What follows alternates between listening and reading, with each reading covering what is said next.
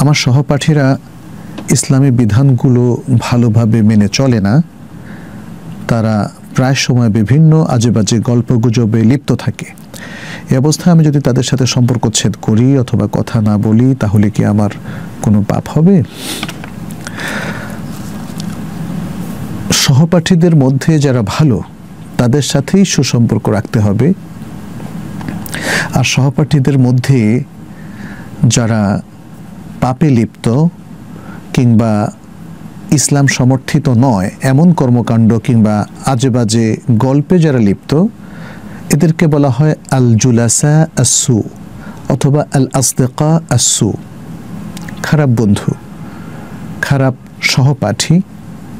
এই ধরনের সহপাঠীরা অথবা বন্ধুরা আসলে প্রায় প্রত্যেক এলাকায় থাকে, প্রত্যেক প্রতিষ্ঠানেও থাকে। আজকাল অনেক স্কুল, কলেজ কিংবা ইউনিভার্সিটিতে এই ধরনের খারাপ সহপাঠীদের সংখ্যা কম নয়, এবং পাড়ায়ও দুষ্ট ছেলে বলে খ্যাত যারা হয়তো অনেক সময় মাস্তানি করে, অনেক ছেলেপেলেরা দেখে যে তাদের বয়সী এরকম খারাপ বন্ধুরা রয়েছে। ইসলামের কি নির্দেশনা? ইসলামের নির্দেশনা হচ্ছে আল জুলাসা আসু আল আসদিকা আসু, এদেরকে অ্যাভয়েড করতে হবে। এদের সাথে বসে আড্ডা দেওয়া যাবে না, এদের সাথে কথা বলে এদের খারাপ সংসর্গে থেকে প্রভাবিত হওয়া যাবে না। তাহলে প্রশ্ন যে বলা হয়েছে, তাদের সাথে যদি আমি কথা না বলি অথবা তাদেরকে এড়িয়ে চলি, তাদের সাথে সম্পর্ক ছেদ করি, তাহলে পাপ হবে কিনা? না, পাপ তো হওয়ার প্রশ্নই আসে না, বরং এদেরকে এড়িয়ে চলাটাই হচ্ছে শরঈ বিধান। আমরা আল কোরআনের মধ্যে দলিলটা খুঁজে পাই। আল কোরআনের মধ্যে আল্লাহ সুবহানাহু ওয়া তাআলা সূরা আন-নূরের 21 নম্বর আয়াতে স্পষ্ট করে বলেছেন, ইয়া আইয়ুহাল্লাযীনা আমানু লা তাত্তাবি'উ খুতুওয়াতিশ শাইতান ওয়া মান ইয়াত্তাবি' খুতুওয়াতিশ শাইতানি ফাইন্নাহু ইয়া'মুরু বিল ফাহশা'i ওয়াল মুনকার ওয়ালাউলা ফাদলুল্লাহি আলাইকুম ওয়া রাহমাতুহু মা যাকা মিনকুম মিন আহাদিন আবাদা ওয়ালাকিন্নাল্লাহা ইউযাক্কি মান ইয়াশা'উ ওয়াল্লাহু সামিউন আলীম। হে ইমানদার লোকেরা, তোমরা শয়তানের পদাঙ্ক অনুসরণ করো না, আর যারা শয়তানের পদাঙ্ক অনুসরণ করে সে তো নির্দেশ দেয় অশ্লীলতা এবং অন্যায়ের প্রতি। আর যদি তোমাদের উপর আল্লাহর দয়া ও অনুগ্রহ না হতো, তাহলে তোমাদের কেউই কখনোই পবিত্র হতে পারত না। তবে আল্লাহ যাকে ইচ্ছা পবিত্র করেন নিশ্চয়ই, এবং আল্লাহ সর্বশ্রোতা, সর্বজ্ঞানী। তাহলে এখানে দেখতে পাচ্ছি শয়তানের পদাঙ্ক অনুসরণ করো না, মানে শয়তান এর যে কোনো আড্ডা বা শয়তানের পদাঙ্কে যাওয়ার মতো যে কোনো ভূমিকা, যে কোনো পারিপার্শ্বিক যে প্রভাব, এই সমস্ত বলয়গুলো আসলে অ্যাভয়েড করে চলতে হবে। কোরআনের এই আয়াত থেকে সেটাই আমাদের কাছে স্পষ্ট নির্দেশনা এসেছে। কারণ অসৎ বন্ধুদের সাথে বসলে ব্যক্তি খুব দ্রুত প্রভাবিত হয়ে যাবে। সেটি আরেকটি হাদিস থেকে আমরা জানতে পারি, যেটি ইমাম আহমদ এবং আরও অনেকে বর্ণনা করেছেন। নবী সাল্লাল্লাহু আলাইহি ওয়াসাল্লাম বলেছেন, আল মারউ আলা দীনি খালিলিহি ফালিয়ানজুর আহাদুকুম মান ইউখালিত। কেউ কেউ বলেছেন মান ইউখালিল, যে ব্যক্তি তার বন্ধুদের দ্বীনের উপরই থাকে, সুতরাং তোমাদের যে কেউ যেন দেখে নেয় যে কার সাথে সে বন্ধুত্ব করছে, কার সাথে সে মেলামেশা করছে। অতএব যারা ভালো বন্ধু, যারা পুণ্যের কাজে লিপ্ত, যারা ভদ্র, যারা ইসলাম মেনে চলে, এদের সাথেই বসা যায়, এদের সাথে কথা বলা যায়, এদের সাথে সম্পর্ক উন্নয়নের মাধ্যমে নিজের দিনদারিকে বাড়িয়ে নেওয়া যায়।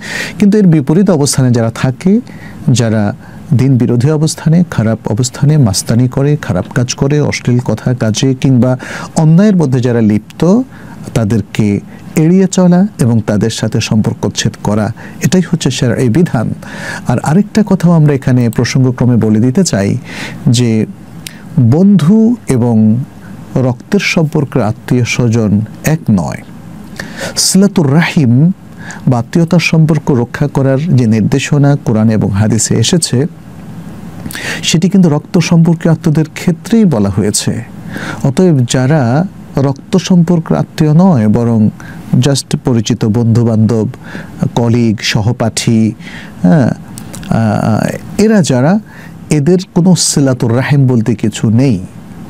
তবে তাদের সাথে সুসম্পর্ক রাখা, সৌজন্যতা বোধের সাথে এবং ভদ্রভাবে আচরণ করা এবং তাদের সাথে ইনসাফপূর্ণ, ন্যায়পূর্ণ আচরণ করা, এটা ইসলামের নির্দেশ। এরা হলো আমাদের মুসলিম ভাই, আমাদের ইমানি ভাই এবং বোন। তাহলে তাদের সাথে আমাদের মূলনীতি হচ্ছে পুণ্য এবং তাকওয়ার ভিত্তিতে সাহায্য সহযোগিতা করা, মেলামেশা করা, বসা এবং তাদেরকে নসিহা করা এবং তাদেরকে ভালো কাজের নির্দেশ দেওয়া, অসৎ কাজ থেকে নিষেধ করা ইত্যাদি আরও যে সমস্ত পুণ্যের মূলনীতিগুলো আছে এগুলো তাদের ক্ষেত্রে প্রযোজ্য হবে। কিন্তু কোনো কারণে তাদের কারোর সাথে যদি আমাদের সম্পর্ক ছেদ হয় তাহলে আত্মীয়তার সম্পর্ক এখানে ক্ষুণ্ণ হয়েছে সেটা বলা যাবে না। আর তাদের সাথে যে হকুকগুলো আমাদের পরিপালন করতে হবে সেটি কিন্তু নবী সাল্লাল্লাহু আলাইহি ওয়াসাল্লাম আমাদেরকে বলেছেন। সেটি বুখারী মুসলিমের একাধিক হাদিসে আমরা পাই। যেমন নবী সাল্লাল্লাহু আলাইহি ওয়াসাল্লাম বলেছেন, হাক্কুল মুসলিমি আলাল মুসলিমি খামসুন, একজন মুসলিমের উপর অন্য মুসলিমের হক এটি 5টি। রদ্দুস সালাম, সালামের জবাব দেওয়া, ও ইয়াদাতুল মারিদ, এবং অসুস্থ ব্যক্তির সেবা শুশ্রূষা করা, ওত্তিবাউল জানায়েজ, মৃত ব্যক্তির জানাজায় অংশগ্রহণ করা এবং তার দাফনে অংশগ্রহণ করা, ও ইজাবাতু দাওয়া, এবং সে যখন কোনো দাওয়াত দেয় সে দাওয়াতের সাড়া দেওয়া, ও তাশমিতুল আতাস, এবং যারা হাঁচি দেয় সে হাঁচির উত্তরে ইয়ারহামুকাল্লাহ বলা। তো এভাবে আমরা দেখি আরও অনেকগুলো হাদিসের মধ্যে আরও বেশি কিছু হকের কথা এসছে, এক এক হাদিসে এক এক রকম। বাট সেই নির্দেশনাগুলো মেনে নিয়ে বন্ধুত্বের সম্পর্ক আমরা রক্ষা করব যদি এই সম্পর্ক রক্ষা করতে গেলে দিনদারি আরও সমৃদ্ধ হয় এবং দিনদারি বাড়ে।